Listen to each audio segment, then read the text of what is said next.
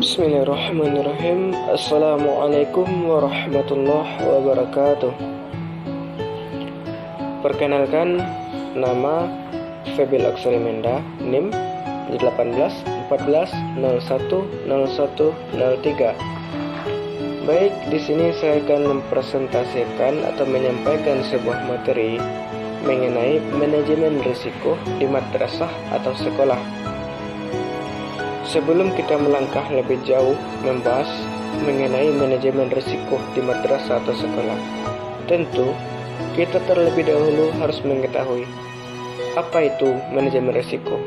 Bagaimana yang dikatakan dengan manajemen risiko itu? Seperti apa manajemen risiko itu? Nah, saya akan menyampaikan bahwa manajemen risiko adalah penerapan fungsi-fungsi manajemen dalam penanggulangan risiko, terutama risiko yang dihadapi oleh organisasi atau lembaga, perusahaan, keluarga, dan masyarakat.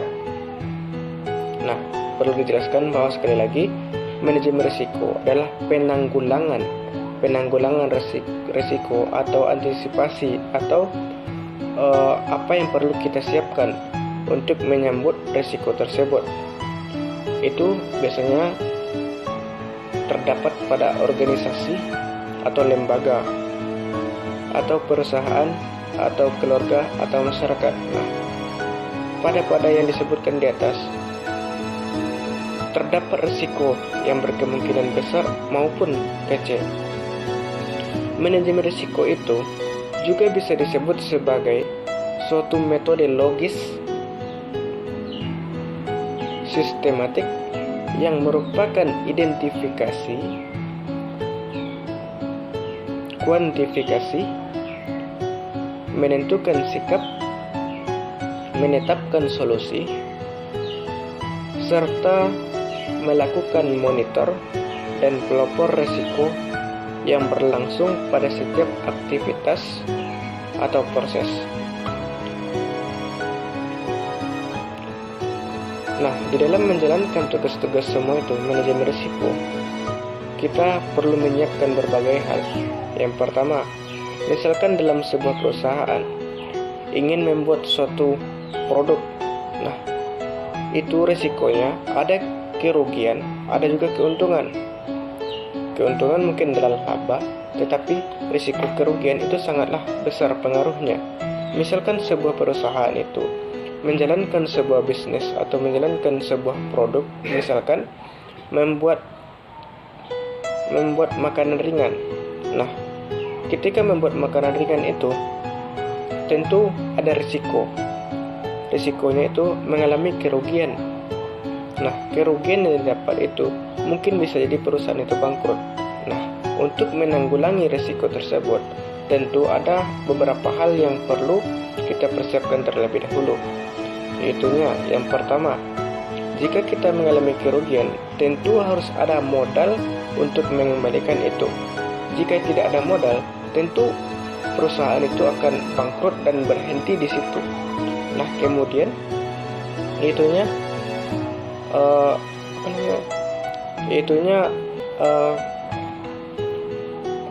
tempat untuk menyalurkan makanan tersebut. Nah, bagaimana makanan itu bisa disalurkan? Tentu kita harus perlu pertimbangan untuk menjalankan produk tersebut. Tetapi jika kita mendapatkan keuntungan, itu disebut dengan laba. Nah, kemudian selanjutnya itunya tipe risiko di lembaga pendidikan. Nah, tipe risiko itu ada terbagi dua. Yang pertama, risiko murni. Yang kedua, yaitunya risiko spesifikasi.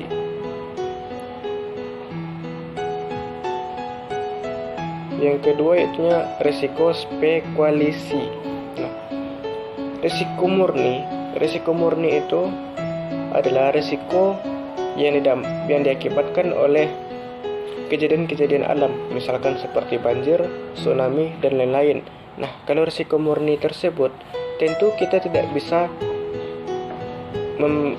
tidak bisa menyalahkan siapa yang mengakibatkan perusahaan itu bangkrut. Misalkan kita membahas sebuah perusahaan.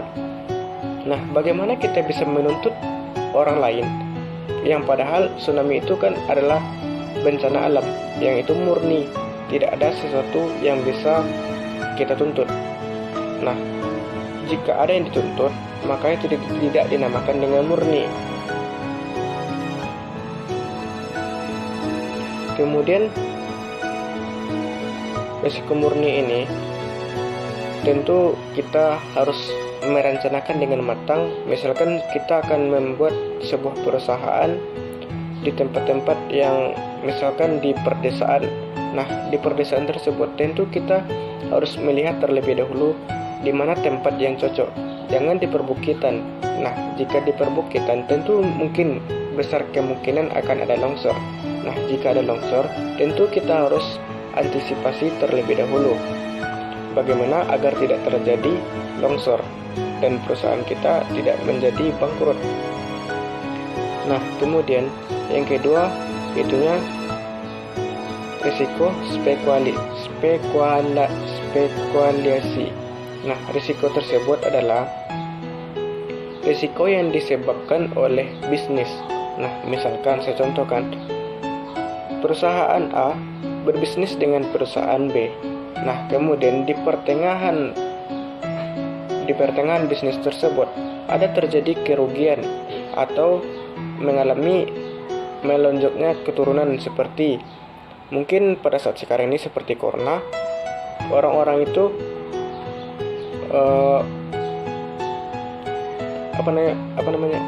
orang-orang itu membelanjakan makanan itu tentu telah mempertimbangkan terlebih dahulu bagaimana dengan keuangan, karena di masa pandemi ini orang-orang sangat susah untuk mencari nafkah, apalagi untuk berfoya-foya dan lain-lain sebagainya.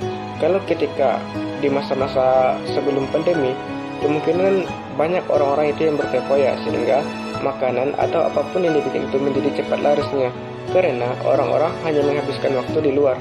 Nah, berbeda dengan pandemi. Ketika pandemi ini, orang kebanyakan hanya berada di luar, di dalam rumah saja. Tentu, orang-orang akan mempertimbangkan apa yang akan dibeli dan untuk apa saja keperluan yang harus dibutuhkan terlebih dahulu. Oleh karena itu, jika pada masa ini, tentu produk yang kita bikin haruslah sewajarnya, jangan melebihi batas. Misalkan orang-orang membutuhkan sepatu misalnya sekitar 100 buah. Nah, kita membuat 200 buah. Nah, tentu yang 100 lagi itu akan digantung. Jadi, disitulah perusahaan itu mengakibatkan kegagalan bisnis karena melebihi kapasitas yang padahal sudah sama-sama kita ketahui bahwasanya orang akan membeli pada masa pandemi ini sesuai kebutuhan saja. Berbeda dengan sebelum pandemi. Sebelum pandemi, orang-orang itu membeli bahkan berlebih dari kebutuhan, bahkan dari keperluannya pun berlebih.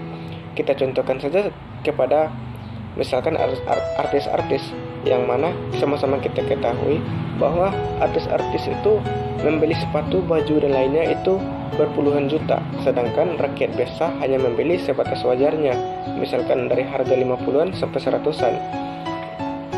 Nah, itu kan artis itu bisa dinamakan dengan berfoya-foya. Nah, kita rakyat biasa tentu memaksimalkan uang kita untuk kebutuhan kita.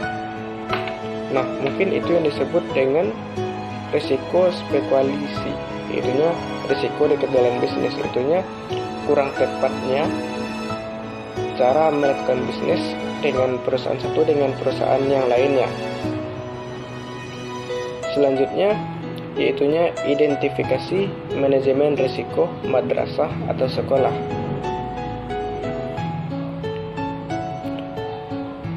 Terlebih dahulu kita harus mengidentifikasi. Nah, apa itu yang dinamakan dengan identifikasi? Adalah proses analisa bentuk menemukan. Terlebih dahulu kita harus menganalisis kemungkinan-kemungkinan yang akan terjadi di dalam manajemen risiko di madrasah atau sekolah.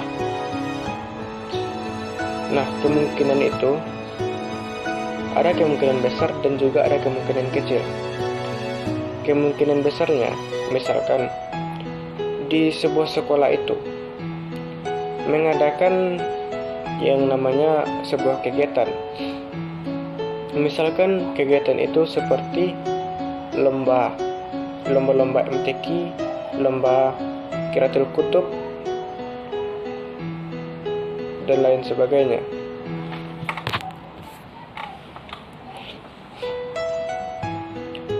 Di antara lomba-lomba tersebut ada kemungkinan, misalkan kita mengundang hanya pesantren. Kalau hanya pesantren saja atau kelas lain, tentu kita misalkan kita mengundang pesantren atau sekolah-sekolah yang belajar kitab, tentu kita bisa mematoki berapa banyak keuangan atau berapa banyak kebutuhan yang diperlukan untuk mengadakan kegiatan tersebut. Nah, berbeda dengan misalkan kita mengadakan sebuah acara, kemudian kita mengundang semua orang dengan batasan usia, misalkan sekolah SMA itu maksimalnya 18 tahun. Nah, ketika itu kan kemungkinan besar tidak tahu berapa banyak peserta yang akan datang. Nah, jadi kita terlebih dahulu harus mengidentifikasi bagaimana langkah yang baik untuk mengambil manajemen di dalam sekolah itu. Apalagi kalau kita telah membahas risikonya, tentu kita akan berpikir lebih jauh daripada membentuk manajemen di sekolah tersebut. Apabila kita mengundang banyak orang tadi, tentu kita tidak tahu seberapa banyak orang. Nah, ketika misalkan kapasitasnya kita telah menyediakan 100 orang dan ternyata yang datang itu adalah 200 orang. Nah, tentu 100 lagi. Kita akan memikirkan ketika itu, kita memikirkan bagaimana cara yang tepat, misalkan untuk membeli snacknya dan lain sebagainya. Tentu kesepakatan bersama sangat diperlukan di sana. Bagaimana langkah yang yang harus kita persiapkan.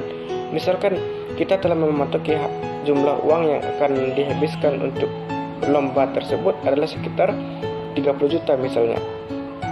Dan ternyata kebutuhan yang diperlukan pada saat itu melebihi dari itu.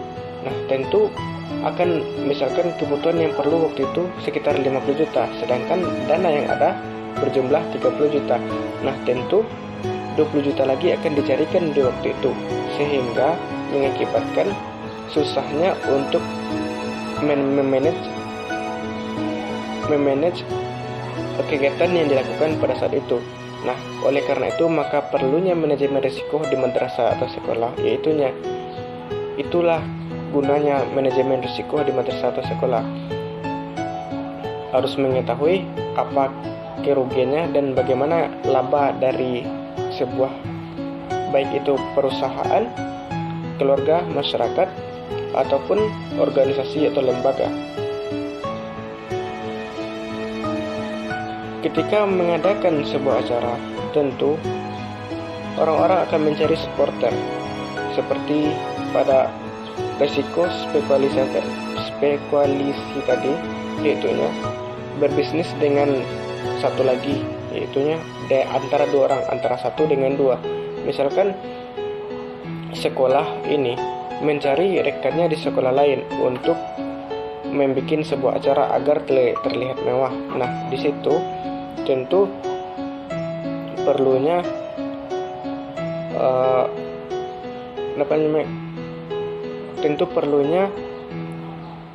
kerjasama yang bagus dan baik, di mana kerjasama tersebut harus sama-sama menguntungkan dan tidak ada mengalami kerugian. Oleh karena itu, maka manajemen risiko diperlukan di sana agar tidak terjadi kerugian, sama-sama mengalami kerugian. Maka manajemen risiko sangatlah berpengaruh dalam kegiatan tersebut.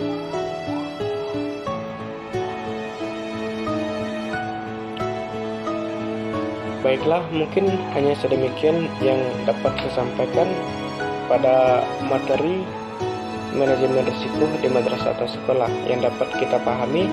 Yang pertama, Yang pertama, kita terlebih dahulu mengetahui apa arti manajemen.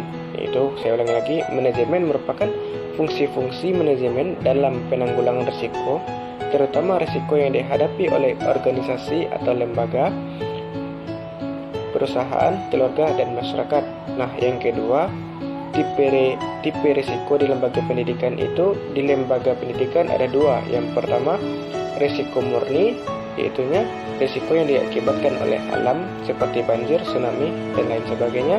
Yang kedua yaitunya risiko spekulasi, yaitunya risiko antara bisnis, antara misalkan pihak satu dengan pihak dua. Itu ada risiko spekulasi. Nah, selanjutnya yang ketiga, identifikasi manajemen risiko madrasah atau sekolah, yaitunya menganalisis kejadian-kejadian yang akan ditimbulkan atau menggambarkan terlebih dahulu kejadian yang akan datang. Nah, mungkin tiga itulah yang dibahas oleh manajemen risiko. Mungkin hanya itu yang dapat saya sampaikan. Saya tutup dengan wabillahi taufiq wal hidayah. Wassalamualaikum warahmatullahi wabarakatuh.